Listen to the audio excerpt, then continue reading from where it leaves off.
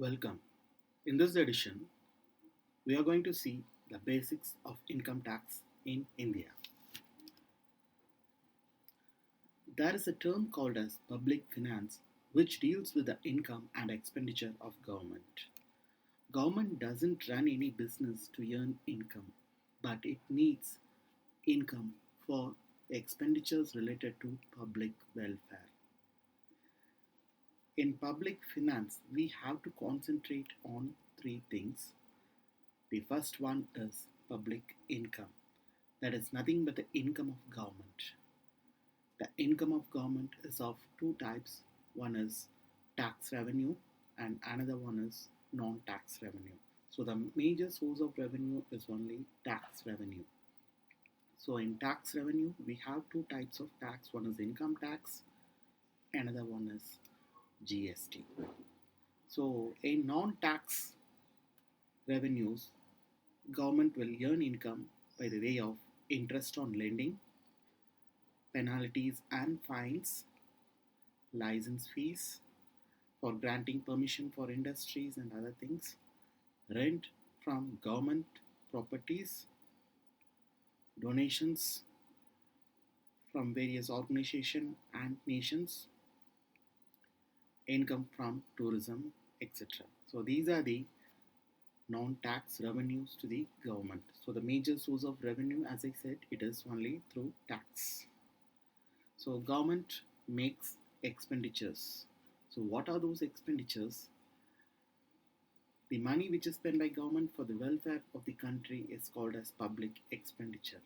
So for example, the infrastructure development of the country, the defense needs of the country, educational needs of the people of the country, healthcare issues, etc.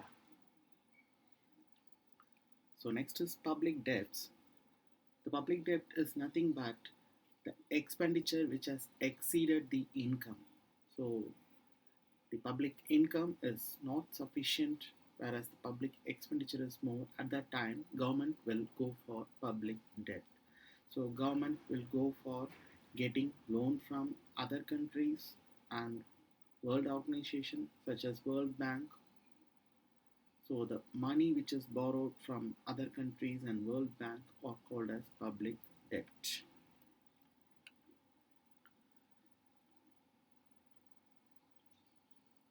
So income tax in India is of two types. As I said, it is one is direct tax and another one is indirect tax. So previously there was sales tax and excise duty which was combined together. Now we call it as goods and service taxes. This goods and service taxes doesn't include customs act. So direct tax, again, it is of two types. One is income tax, another one is wealth tax. So wealth tax is not currently, it's not used now. It is totally abolished in the year 2015. So we don't have wealth tax. We have only income tax. So in case of GST, we have two types of GST. One is intrastate, another one is interstate. So intrastate, that is within the state.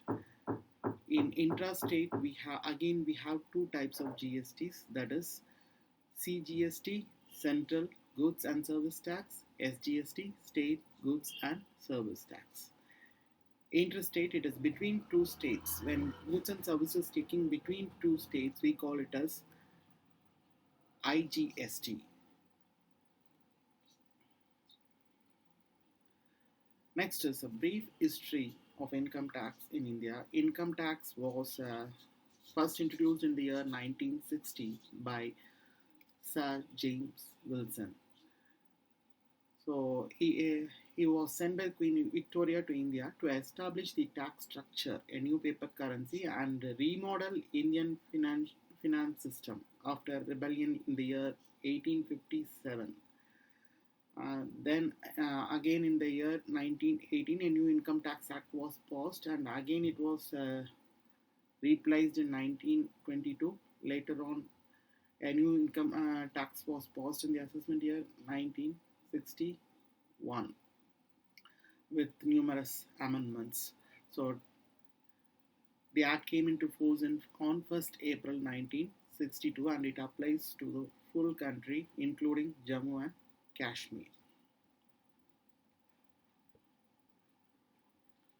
So what does the Act includes? So it consists of the following components. First one is Income Tax Act. The levy of income tax in India is governed by the Income Tax Act 1961. It has got 298 sections and 14 schedules. Each section has a subsection and explanation to the provisions in the section. Next is income tax rules. That is nothing but the rules which is framed by Central Board of Direct Taxes. So in India, Central Board of Direct Taxes is empowered to make rules for carrying out the purpose of the Act. These rules are collectively called as Income Tax Rules 1962. Next is Finance Act. The Finance Act contains necessary amendments in the income tax, GST and customs duty, signifying the policy decisions of the Union government. So this finance bill is usually presented in the month of February by the finance minister in the parliament. The bill contains the amendments. The finance bill is passed by both the houses of parliament. Once the bill is passed in the parliament, it goes to president for his assent. After president assents the finance bill, it becomes the Finance Act. Next is circulars and notifications.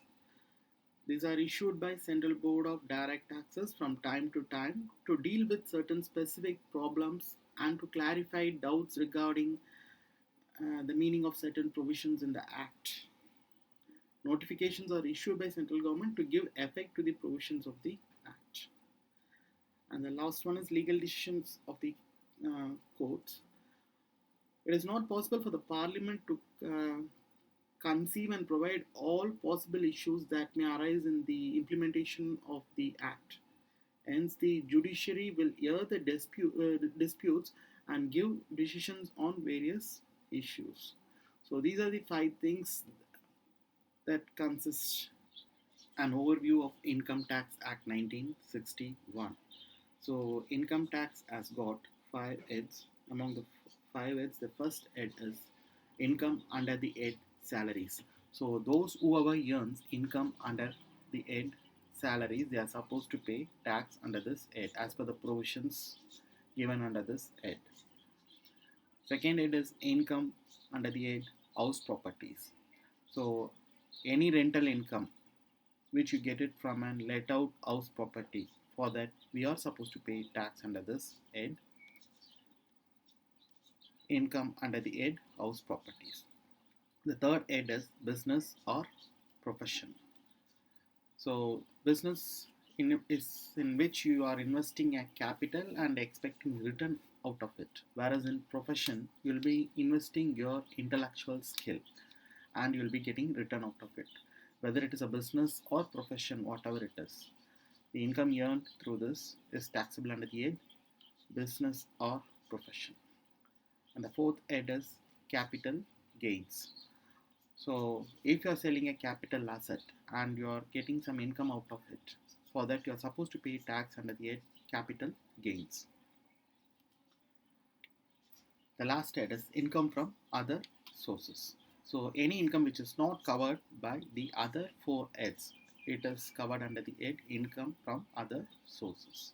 So altogether, when you add up all these incomes from the five heads, that income which you get is called as total income, for which you can allow exemptions, deductions, clubbing of incomes wherever necessary, and you can set off and carry forward of losses, and you can allow rebate and reliefs. So after this, you will be getting a gross total income, for which you will be calculating the tax liability. In coming videos, we will see in detail about how to calculate tax. Thank you.